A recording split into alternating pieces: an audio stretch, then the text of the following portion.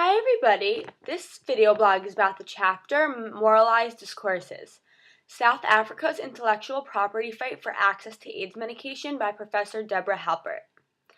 This chapter focuses on an effort to obtain AIDS medication for the people of South Africa, where millions of people suffer with AIDS and tens of thousands of people die from the disease every month.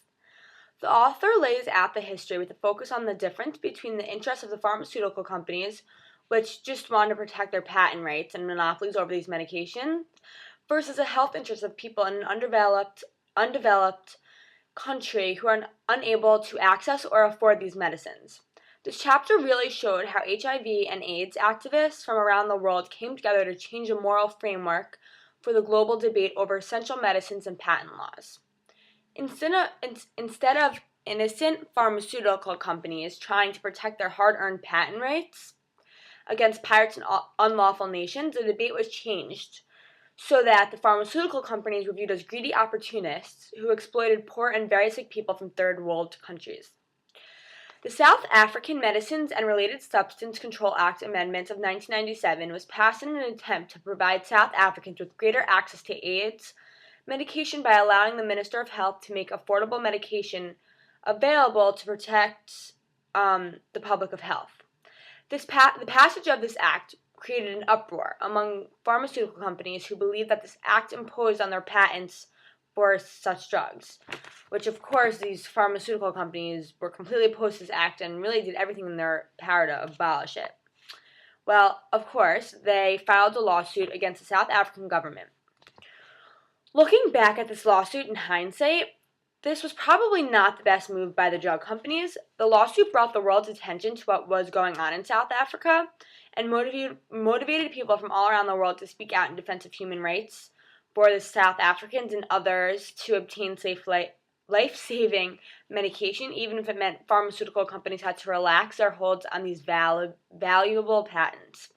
What was followed was a fantasticating story of the interaction between government action and hypocrisy, politics, patent rights, activism, greed, human rights, and compassion. It was all kind of really sad, but optimistic at the same time. I thought that Professor Halpert approached this topic in an interesting way, because AIDS is a topic that I actually do know a fair amount about, but I never knew that patent laws played such an important role in the treatment of AIDS. Before reading this chapter, I did not realize how much patent laws affected health throughout the world by impacting the production, distribution, and pricing of medicine to such an extent. It struck me that the way that the patent laws are implemented and interpreted can literally be a matter of life and death for many people. I never thought that patent laws could be the reason that somebody dies because they can't get the medication they wanted. So it's really put everything in perspective for me. One of the most important things that I took away from this chapter was the way that activists changed the focus of the debate from property rights to the rights of human. And lives are more important than property. When you think about the statement, it seems almost unthinkable that anybody would even debate whether property rights have a greater value than human life. Which, for me, it's not even a question. Human rights go way beyond property rights, and it really is kind of sad to think that that was even a debate. In the case of the AIDS epidemic in South Africa, however, pharmaceutical companies and even the U.S. government were putting a greater priority on the protection of patent rights over those of lives. I was actually kind of relieved to find out at the end of the chapter that at least in the area of AIDS, there were finally some compromise from the drug companies that allowed AIDS medication to be more widely available and for cheaper prices, so the South Africans were able to get the treatment. However, the author does not caution that this compromise was narrow and limited, and it seems pharmaceutical companies will consistently try to find ways to protect their patents and monopolies on certain drugs. So even though there was some compromise, it wasn't great enough. I don't know. In my opinion, it wasn't that great enough. This chapter ended with a very interesting statement. The statement was, the debate is more about then who should own the information. It goes to the very heart of whom the government is for and who ought to be protected. The statement summed up the whole chapter for me.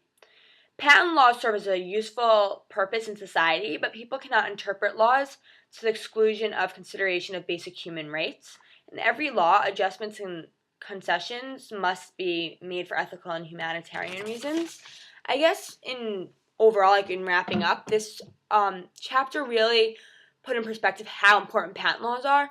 Patent laws are important for the companies, but also for human rights. I mean, there should never be a reason that South Africans were not able to get their medication because of greedy pharmaceutical companies. And it really bothers me that these pharmaceutical companies could sue for so much money and I don't know, and not able to the Africans to get their medication. So I think overall this article or this chapter really enabled me to get a better view on what patent rights are and how far they go, and that they don't only apply to stupid things, they also apply to life and death situations.